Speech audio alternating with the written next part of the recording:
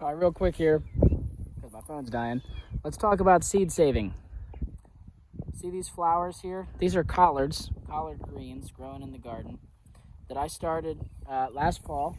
It is now spring, and you can see that they are going to seed. They're flowering. Now, oftentimes when things go to flower in our garden, we just cut them out.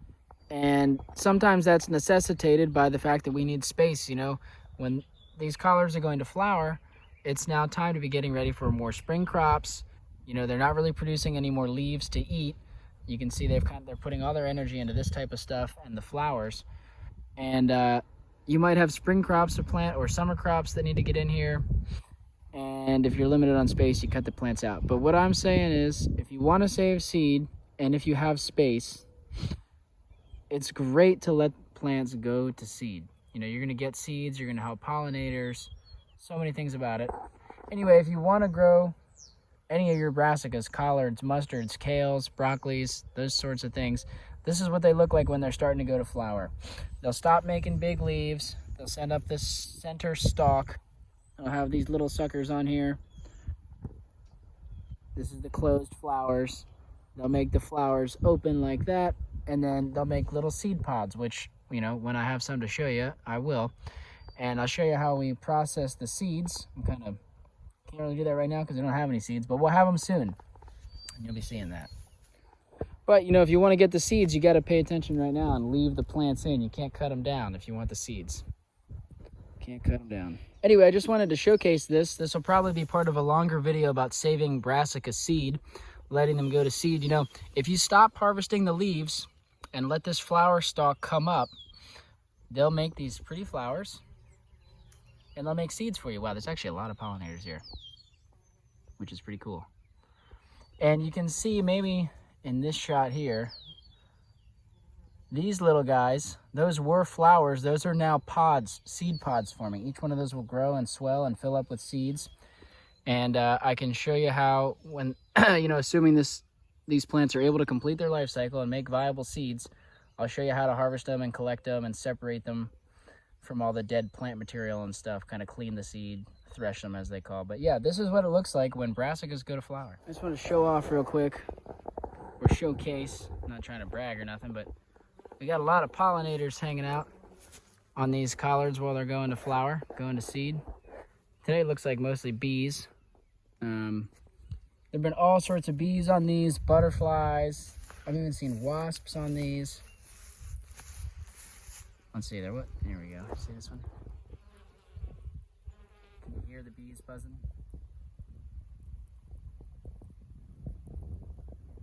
Here's a bumblebee.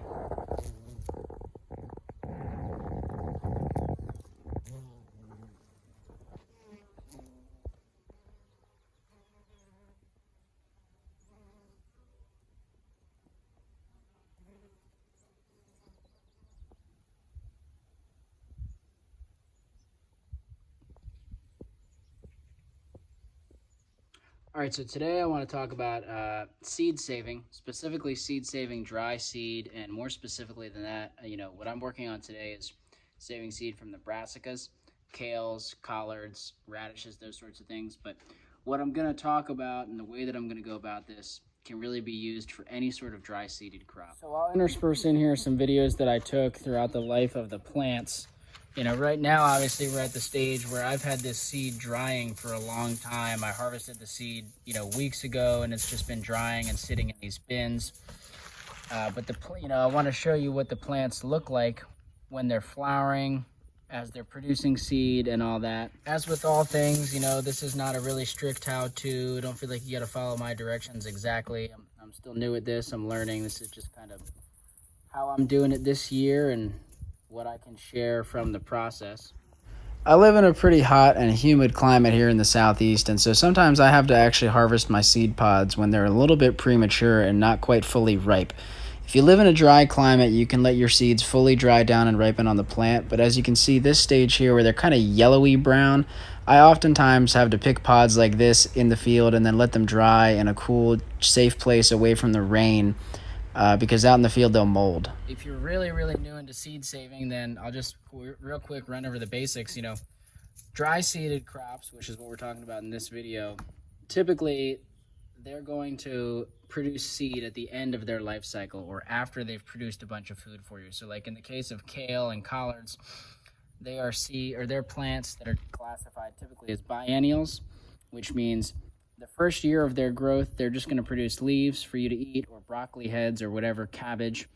And then after they go through their first winter period, the following spring, they might go and make seeds. And when they make seeds, they'll typically stop putting energy into new leaves. They'll send up a stalk, one stalk, maybe several stalks that'll have a bunch of different flowers on them. They'll flower for a while and then eventually start to make pods. These are the dried pods. So they're kind of like skinny beans, if you think about it, right? They'll be green when they're first forming on the plant, and then they'll start to change color to a more brown. And that's once they start changing color to more brown, that's when you can go ahead and harvest them. Other dry seeded crops look different. You know, this is dock. So this is what dock seeds look like when they're getting about ready to harvest. The typical rule is, you know, you have to let the plant flower and let it, you know, make seeds. These are radish seeds.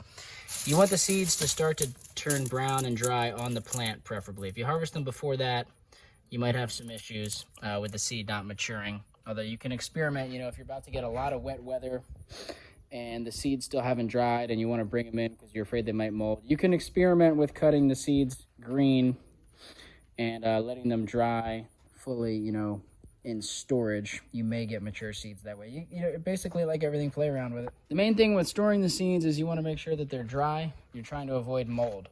So if you harvest them and they're dry like this, you can just stick them in bins. And I keep them under this barn where they're totally not, there's no risk of them getting wet, right? Under here, under this barn. They're going to stay bone dry. You could pile them up on tarps, you know, whatever. Just keep in mind, every time you touch these, if the wind blows on these, seeds are going to start to fall out of the pods. So I like these containers or tarps because it catches any seed that falls. And if your seed is not fully dry, when you harvest it, it's beneficial to lay it out on a tarp. Maybe not in full blast sun, but in somewhere that gets a lot of light, dry it out. You can, you know, I have sometimes left things out in full sun. Some people advise not to do that it can kind of cook the seeds too much. I don't know, I'm kind of torn. The more sunlight you have, the faster the seeds will dry. You know, if you have it in the shade, they might dry slower. But anyway, just you want to get them nice and dried out before you stack them up like this. If they're still green, you stack them up like this, you'll probably get mold. So layer them out thin on a tarp, dry them out. Those are some basic gists about collecting the seed, storing the seed. You can store it dry like this for, I mean, a very long amount of time, months probably. These have definitely been sitting ready to harvest for a few weeks, and I just haven't had time to get around to them. And I guess let's transition now into talking about how to actually process the seeds. Just from stacking these, moving this around a little bit sometimes, just from that, from sitting, there's a lot of seed down in here already, falling to the bottom, right? So you could, if you have a container like this, or even just on a tarp, you could just come in with your hands, beat this stuff up, rub it between both of your hands and that sort of thing. Any motion that's going to break these seed pods open, grab a seed pod here. Any motion that's going to break it open and let the seeds dump out like that. I've had some experienced seed farmers teach me kind of the methods they use, and I'll show you with the tarp what that looks like. I think it's pretty efficient if you have a lot of seed. Like I have a lot of seed to process here. You want to get a somewhat thin layer out on a tarp. I like putting a piece of wood. See, I have a piece of wood there and a piece of wood here. The bottom wood kind of makes a lip so that the seeds don't roll away. The top wood kind of clamps down the tarp from blowing away in the wind. And you want to lay these out like 1 or 2 layers thick. You don't want it too thick. And we're actually going to, wearing shoes, or Crocs in this case, step on the seeds. I'm going to put one foot down, my left foot, and I'm going to use my other foot to rub back and forth. Okay, and I'm just going to look as I go. I want to make sure that I'm stepping on all the pods. I'm going to switch feet, rub these pods out, gentle back and forth. I'm not pushing down too hard. The foot that's clamped down on the ground is keeping the whole thing from going all over the place. You don't want that. You want the whole mass of plant material to stay while you do this. And the friction between your feet and the tarp is what breaks open those pods. And you just go back and forth and do a bunch of this. You don't have to get every last seed. You know, once you think you've done a full good job processing, you can come pick through and look how many, you know, am I seeing a lot of closed pods? Pick up this mass and kind of flip it around and look into it.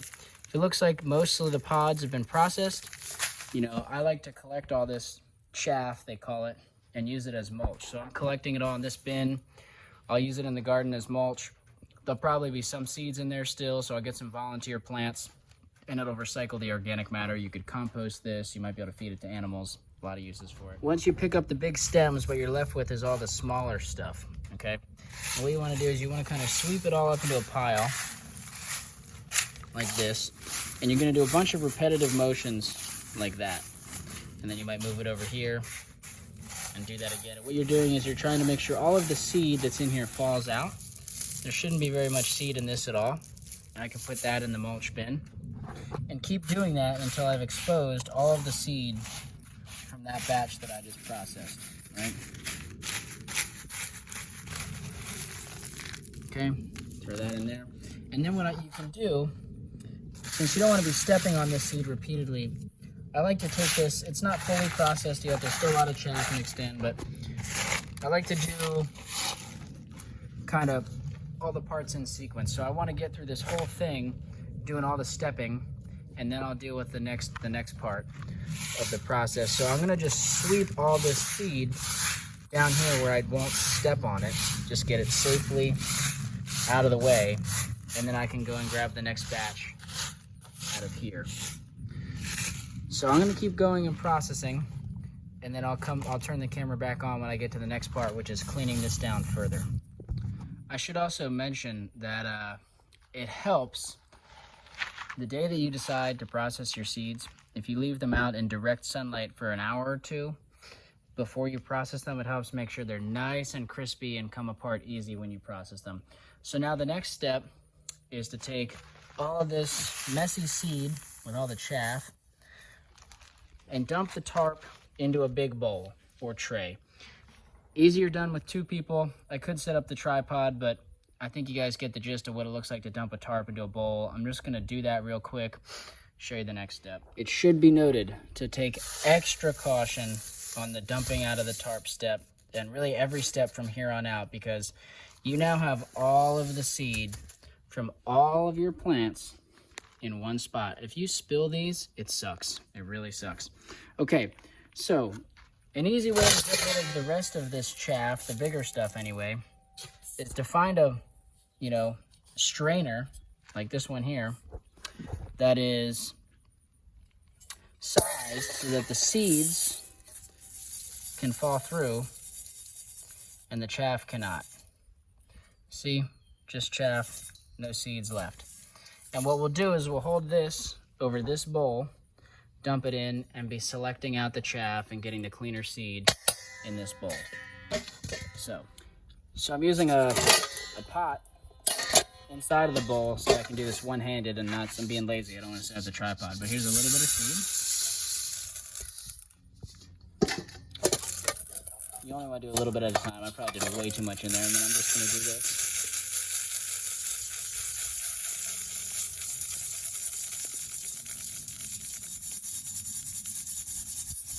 Hear the change in sound, and you can see there's no more seeds in here, and you don't hear them hitting the ground anymore. Now I can take this, dump it in my chaff bin. See how this is much cleaner? Now, probably what you have to do is run this stuff through several times.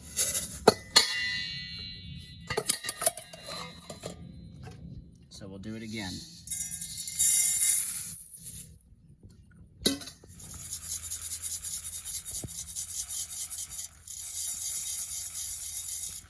You can also sit it in the bowl, massage it with your hands like this.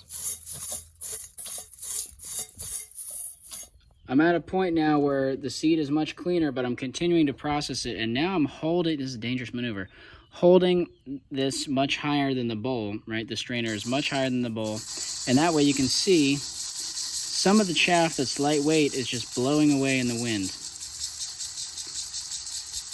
See how we're losing some of that chaff? We're getting the seed nice and clean.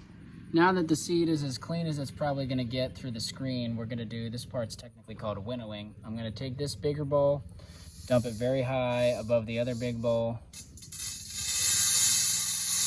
And a lot of the chaff is gonna continue to blow away in the wind. You might have to repeat that process back and forth many, many times. You gotta be careful not to hold it too high. As you can see, I definitely spilled some seed because I was dumping too high and the seed was blowing away, but that's okay. I've still got plenty of seed. Right now I'm over here because it's shady, but it's nice to do this in the garden in a place where the seed might be able to germinate and grow, because you do generate a lot of extra seed this way.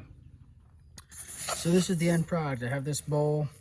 This seed could be cleaner. You know, if I was a commercial seed grower trying to sell seed, I would want the seed to be cleaner for customers. But for me, using in the garden as a cover crop and for sharing with friends, this is plenty clean. I've got some dock seed in here that I processed in a similar way, but the dock I basically just rubbed back and forth with my hands instead of doing the feet method. I have some radish seeds here. The radish seed pods are thicker, so I had to stomp them a lot harder with my feet. Some radish seeds. And that is the basic gist of dry seed processing. You know, if you have some bowls, trays, tarps, containers, you can go a long way. You can improvise with other things.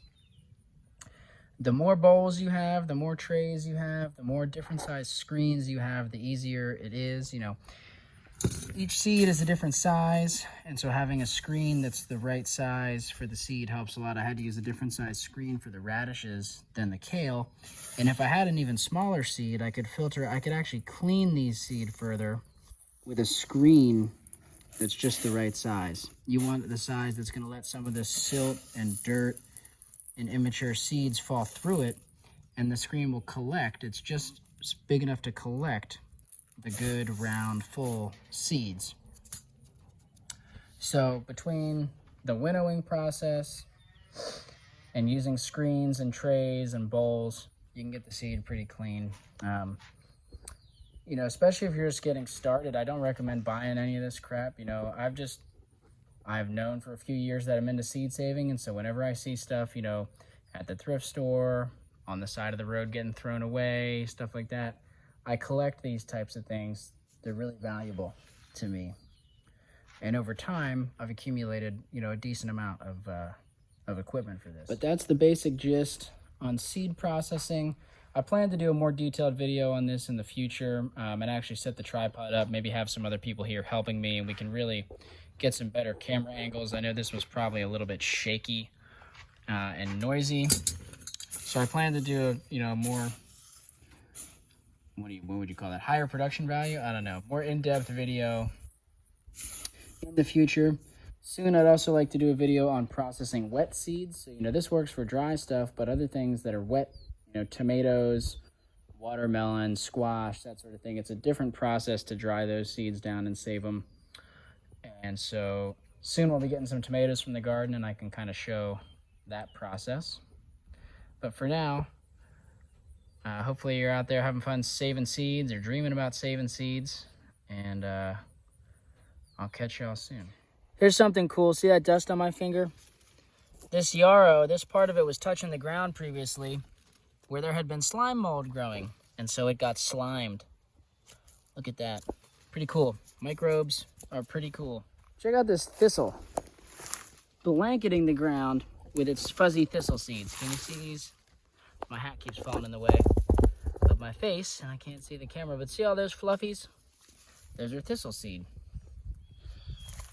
I don't have time right now, but I might try to grab some of these, collect some of these seeds for a cover crop mix too. Thistles are really cool. I have no idea if this one's native or not, but thistles are super cool. They're a very important food source for a lot of birds. Love thistles. This one volunteered.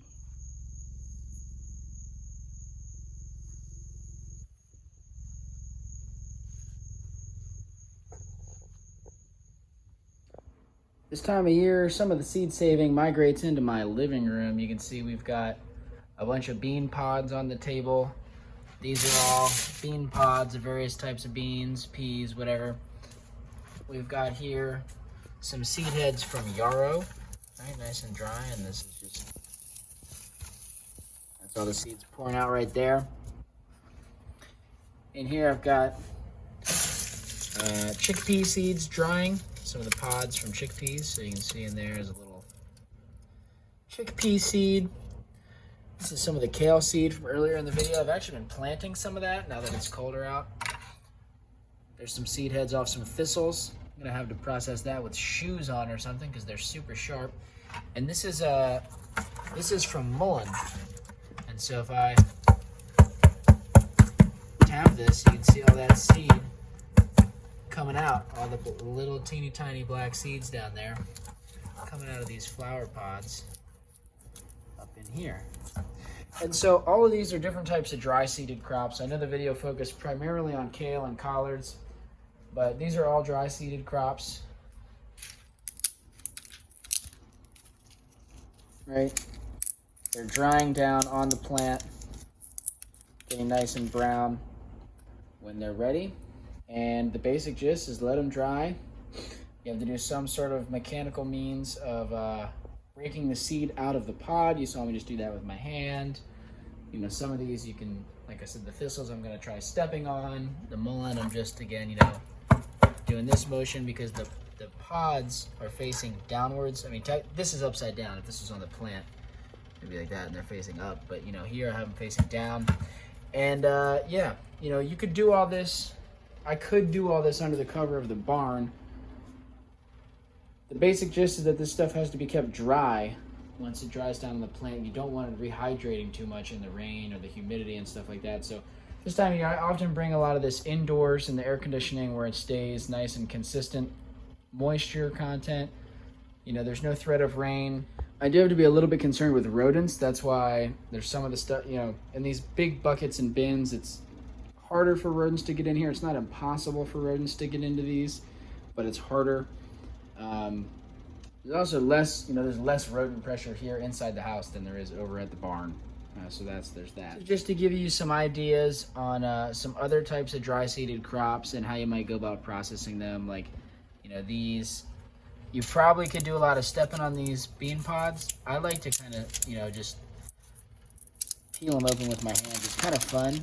They all shatter out like that. You have it over a bin like that. This yarrow, I'm probably going to get to just rubbing between two of my hands to get the seed to come out.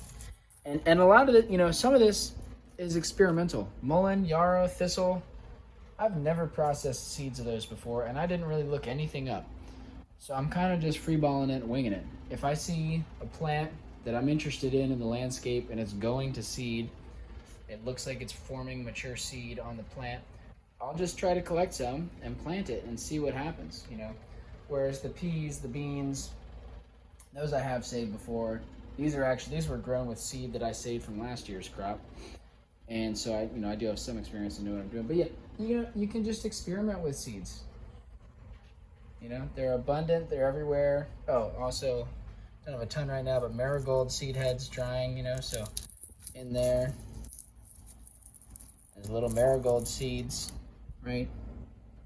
Those could grow new marigold plants. And my favorite way to process these is not stepping on them or anything, it's just rolling them. That one's not quite dry enough. But rolling them in between my fingers like that, and all the seeds just fall out. That's how I like to do marigolds. So, again, variations on dry seeded crops. Soon the inside of my house is going to be entirely seeds. There'll be squash and all sorts of things in here drying. And I love the smell that I get on my fingers from processing marigold seeds. Oh man, I love it. Some people probably don't. I love it.